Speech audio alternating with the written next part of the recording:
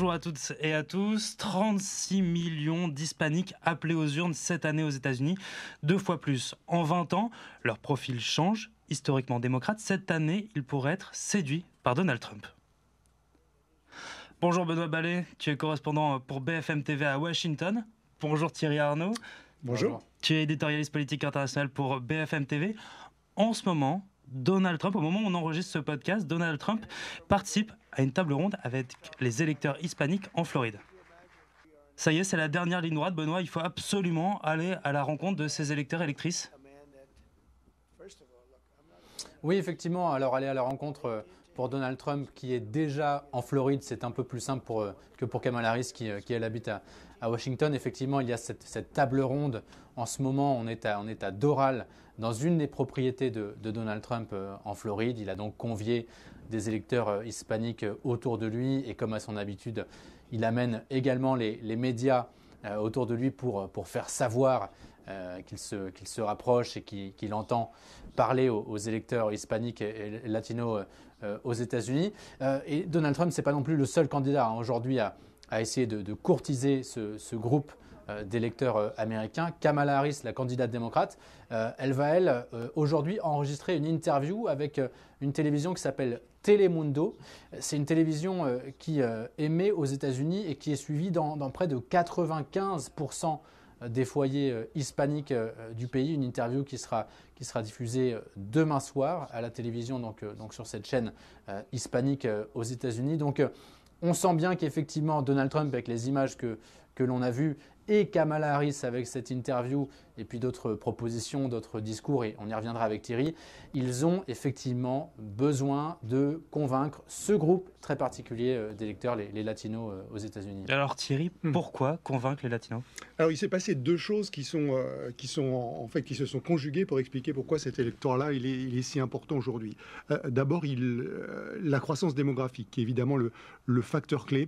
Tu le disais tout à l'heure, ils vont être un peu plus de 36 millions à pouvoir voter cette année. Ils étaient seulement un peu plus de 32 millions il y a 4 ans. Chaque année, il y a 1 400 000 Américains latinos susceptibles de pouvoir voter en plus. Et ils représentent à eux seuls, cette communauté latino, elle représente à elle seule la moitié de la croissance de l'électorat américain en 4 ans. Donc c'est absolument considérable. Et ce qui change aussi, et ce qui explique surtout ce à quoi on assiste aujourd'hui, la manière intense avec laquelle les deux candidats courtisent cette communauté latino, c'est que ça a évolué géographiquement aussi. Elle était assez concentrée, pour ne pas dire très concentrée jusqu'à présent, dans une petite poignée d'États, la Californie, le Texas, New York, la Floride dont Benoît parlait tout à l'heure. Et dans ces États-là, il n'y avait pas vraiment d'enjeu. Ça n'avait pas d'intérêt d'aller courtiser les latinos en Californie parce que tu sais que l'État va voter démocrate de toute façon. Idem au Texas. Pas d'intérêt parce que ça va être un État républicain. Donc voilà, ce n'était pas un électorat pour cette raison-là à soigner. Ce qui change là, c'est qu'il y a une montée en puissance de l'électorat latino dans les États clés, dans la petite poignée d'États qui va faire la différence dans cette élection. Et ça, évidemment, ça change tout parce que ça veut dire qu'il faut aller les chercher. C'est eux qui sont la croissance de l'électorat dans ces États clés et c'est eux qui vont faire la différence. Je te cite 2 exemples. Le Nevada et la Pennsylvanie, dont on parle beaucoup. Dans le Nevada, en 2020, il y a 230 000 latinos qui vont voter. Ils votent à 61% pour Biden. Cette année, ils seront plus 230 000. Ils sont 276 000. Tous ces chiffres que je vous donne, ils sont issus d'une étude récente de Pew Research, qui est un institut qui fait un travail très, très pointu et très sérieux sur tous ces sujets. Donc, ils sont 276 000. Et il faut savoir que dans le Nevada, l'élection, elle s'est faite à 34 000 voix de différence en 2020. Donc, tu vois, la marge d'erreur, la marge, elle est essentiellement à aller chercher de leur côté. Très spectaculaire ce qui se passe en Pennsylvanie. Écoute ça, 270 000 latinos qui votent en 2020, 69% pour Joe Biden. Et selon Pew Research toujours, ils vont être 615 000 cette année à aller voter. Et évidemment, la Pennsylvanie, c'est 19 grands électeurs, c'est un État crucial. Tous les experts de la carte électorale américaine explique que c'est très compliqué de gagner l'élection sans gagner la Pennsylvanie. Donc voilà pourquoi aujourd'hui les deux candidats courtisent cet électorat. Voilà pourquoi il est si important pour eux dans cette élection de 2024. Tu parlais du Nevada, je te propose d'aller à Las Vegas justement, où Javier Barajas a rencontré Donald Trump, c'est son candidat, il est pro-Trump, et Donald Trump est venu lui rendre visite dans son restaurant. Trump dit « Je vais expulser beaucoup de gens. Et oui, je parle mal d'eux. Mais tu sais, je parle de gens qui viennent pour faire du mal à ce pays. Je n'ai jamais compris pourquoi on dit que les latinos doivent être démocrates. Les démocrates ne nous ont jamais aidés. Jamais. Quand ils ont fait quelque chose pour nous, jamais. Ce sont les républicains qui nous aident. » Alors ça peut paraître étonnant, ce discours d'un hispaniste qui dit qu'il veut aussi limiter l'immigration. Malgré en plus les propos racistes de Donald Trump, les latinos adhèrent aux propos du républicain. Oui, la rhétorique est ultra violente et elle vise en particulier effectivement les latino-américains. Donc tout ça a un côté un peu paradoxal, mais il l'explique très bien. Ce qui compte et ce qui emporte sur le reste, c'est l'économie. C'est les mesures en faveur des petites entreprises, en faveur du pouvoir d'achat, en faveur des crédits immobiliers. Donc c'est... voilà, ce qui me reste sur mon compte en banque à la fin du mois et ma capacité à, au fond, vivre le rêve américain et à faire prospérer mon business et ma famille. Et ça l'emporte sur tout le reste. Et donc, l'argument que fait valoir Donald Trump et qui connaît un certain succès, c'est de dire « Regardez ce que j'ai fait quand j'étais président, ça allait mieux pour vous. Si je suis à nouveau président, ça sera encore le cas. » Oui, il y a un autre argument, je trouve, qui entre en jeu, c'est la façon dont Donald Trump agite les peurs. Donald Trump, c'est quelqu'un qui va expliquer que si il y a des difficultés de logement aux États-Unis, c'est à cause des immigrés clandestins. S'il y a de l'insécurité aux États-Unis, c'est à cause des immigrés clandestins. S'il y a des difficultés pour trouver des emplois, c'est à cause des immigrés clandestins. Et donc, même si dans le même temps, il explique que ces mêmes migrants empoisonnent le sang du pays, s'ils ont de mauvais gènes, finalement, c'est un discours qui va susciter l'adhésion d'une partie de ces personnes qui ont elles-mêmes immigré aux États-Unis il y a quelques dizaines d'années, parce qu'effectivement, Thierry le disait, ce qui compte le plus, c'est combien de billets j'ai dans le portefeuille à la fin du mois. Est-ce que je peux payer toutes mes factures? Est-ce que je dois avoir un seul travail ou est-ce que je dois en avoir un, deux, peut-être jusqu'à trois pour boucler mes fins de mois, nourrir mes enfants? Donc il y a aussi toutes ces peurs qui sont agitées par Donald Trump qui peuvent être rapidement démenties par les faits. Mais effectivement, voilà, c'est un discours qui prend, c'est un discours qui, on a coutume de dire ici, qui imprime auprès de nombreux Américains, y compris donc les Américains d'origine latino et hispanique. Et je reviens effectivement sur les chiffres que vous évoquiez avec Thierry, et tu prends l'exemple du Nevada, et je trouve que c'est assez frappant. Dans le Nevada, 30% des habitants sont des latinos. Même chiffre dans l'Arizona. Donc effectivement, on comprend que les candidats n'ont pas le choix. Il faut absolument courtiser ces populations dans ces États-là. Alors après, sur les différents thèmes, effectivement sur l'économie, sur l'immigration, les candidats abordent ça de manière évidemment différente, avec peut-être un des avantages qu'on voit pour Kamala Harris dans les faits. Je lisais tout à l'heure que Joe Biden, je vais reprendre le chiffre pour ne pas dire de bêtises, mais en 2020, Biden il avait un avantage de 30 points sur Trump vis-à-vis du vote pour les latinos, et on voit aujourd'hui, c'est un sondage qui date de septembre, que Kamala Harris, elle n'a que 18 points d'avance sur Trump. Donc déjà même avant de discuter de comment ils vont faire ces candidats, il y a un retard de Kamala Harris par rapport à Joe Biden sur la manière dont, sur le soutien que pourraient apporter les latinos à la candidate démocrate le 5 novembre. Et Thierry, pourquoi ce changement? Ils ont été déçus de la politique de Joe Biden? Oui, ils ont été déçus par la politique de Joe Biden. En fait, il avance un sujet très simple, il met en avant un sujet très simple, Donald Trump, dans ce dont il est en train de parler en ce moment même à cette communauté latino, c'est ces 4 années à la Maison-Blanche. Et il dit, regardez ce qui s'est passé quand j'étais au pouvoir. Vous avez vu vos salaires augmenter, vous avez vu l'emploi de la communauté latino augmenter, le marché de l'immobilier, vous êtes plus nombreux aussi à avoir été en situation de pouvoir acheter votre maison.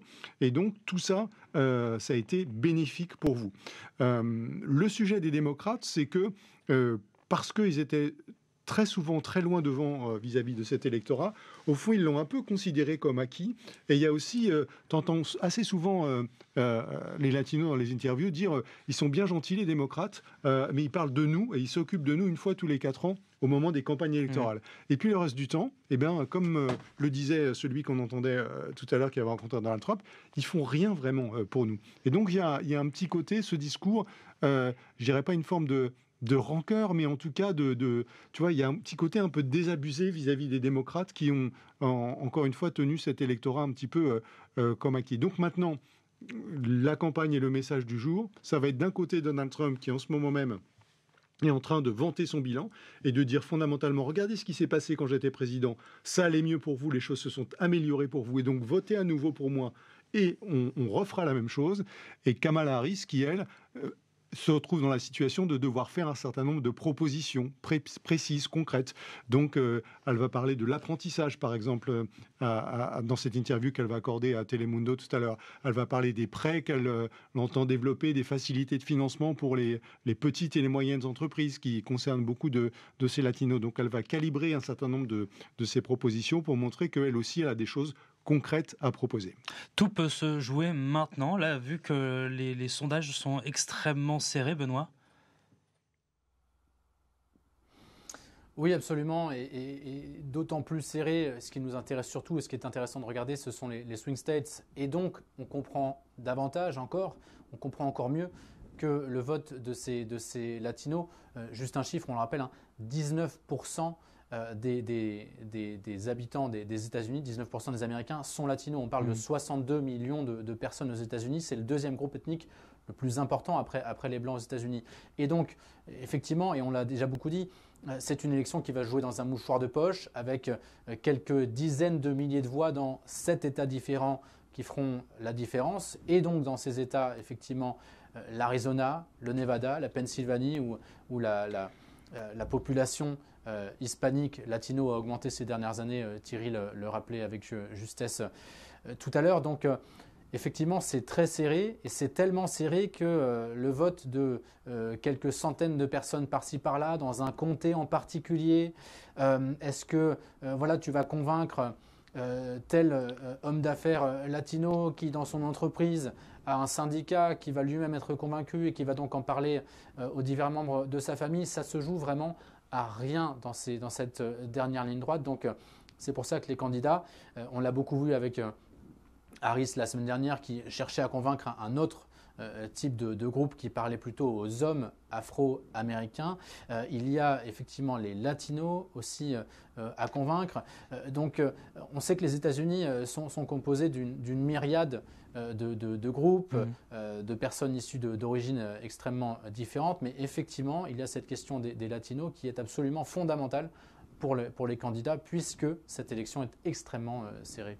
Est-ce que le risque pour les républicains et les démocrates, finalement, ce serait l'abstention des latinos? Oui, absolument, tu as tout à fait raison de pointer ça. D'abord, c'est une communauté qui, d'une part, est très jeune. D'autre part, il y a beaucoup de latinos qui vivent aux États-Unis et qui ont pignon sur rue, au sens où ils ont un compte en banque, une identité, etc., mais qui ne sont pas des citoyens américains, qui ne sont pas, par conséquent, en position d'être des électeurs éligibles. Donc il y a ces deux facteurs-là qui jouent. Mais tu as raison de dire que la priorité, avant même de savoir pour qui on va voter, c'est de convaincre d'aller voter. Et ça, c'est absolument fondamental. Tu vois, on disait tout à l'heure, il y a à peu près 36 millions un peu plus de 36 millions de latinos qui sont appelés aux urnes. On s'attend à ce qu'il y ait à peu près 17 millions de votes, donc un peu moins de la moitié. Donc, le premier message, avant même, j'allais dire, les propositions qu'essayent d'avancer les candidats, c'est de dire faut y aller. Si vous voulez que ça change, regardez mon programme qui est le meilleur et surtout, allez voter. Allez-y. Ça, c'est effectivement la participation, c'est absolument fondamental. Et le deuxième point qu'il faut avoir en tête, qui est très important, c'est que l'élection présidentielle a déjà commencé. On vote aux États-Unis et on vote beaucoup. Au moment où je te parle, il y a plus de 15 millions d'Américains, c'est-à-dire à peu près 10% de l'électorat, qui a déjà voté. Donc ça veut dire que le 5 novembre, le mardi 5 novembre, ça ne sera pas le jour de l'élection présidentielle, ça sera le dernier jour de l'élection présidentielle, puisqu'on peut voter par correspondance, ou bien on peut voter en allant sur place dans des bureaux qui sont ouverts à l'avance, sachant que ça varie d'un État à l'autre, parce que les règles électorales aux États-Unis se font État par État. Donc tout ça est en train de se jouer dès maintenant. Et on considère que le 5 novembre, c'est sans doute un peu moins de la moitié des Américains, enfin des électeurs qui vont aller voter. Donc tu as plus de la moitié de l'élection qui est en train de se jouer depuis un certain nombre de jours et semaines dans certains États, et jusqu'au 5 novembre. Donc tu vois, tout ça a une répercussion totalement immédiate. Là, Benoît, est-ce que tu sais un peu quelles sont les prochaines étapes de campagne pour aller convaincre les latino-américains ? Il faut aussi comprendre qu'ils ont un message, même s'ils font des rencontres ponctuellement avec certains électeurs latinos ou pas, ils ont des messages qui peuvent s'appliquer à tous les Américains. Et c'est un point qui est très intéressant du côté de Kamala Harris, notamment. Kamala Harris, on l'a déjà beaucoup dit, c'est une femme. Elle pourrait devenir la première femme présidente des États-Unis, la première femme de couleur. Pour autant, elle a un message qui ne prend pas en question, qui ne prend pas pour origine ses différences à elle. Et donc, dans son programme, également, on ne voit pas de différence selon qu'on soit afro-américain, latino. Tout le monde pourrait bénéficier de ces propositions. J'allais dire, c'est la même chose pour Donald Trump quand il explique qu'il veut qu'il n'y ait plus d'impôts sur les tips, sur les pourboires aux États-Unis, qu'il veut augmenter les taxes douanières, etc. Il n'y a aucune véritable mesure qui soit à destination purement et simplement, qui soit exclusive pour les latinos. C'est là où je veux en venir. Donc, ils ne pourront pas, les candidats, tous les jours qui vont leur rester dans cette campagne, ne se concentrer que sur des rencontres avec des publics latinos. Il y en aura sans doute. On n'a pas encore l'ensemble de leur agenda pour des questions de préparation et pour des questions de sécurité également. Mais ce qui est certain, c'est qu'ils ne vont pas se concentrer que sur ces groupes d'électeurs, puisqu'on l'a dit, il y a les Afro-Américains. Il va aussi y avoir, tu sais, certains groupes d'électeurs comme les mères de famille qu'il faut convaincre pour Donald Trump, qui a beaucoup de retard de ce côté-là, puisqu'il est accusé par les démocrates. Il s'est dit fier d'ailleurs d'avoir permis à ce que le droit à l'avortement aux États-Unis ne soit plus un droit fédéral, mais que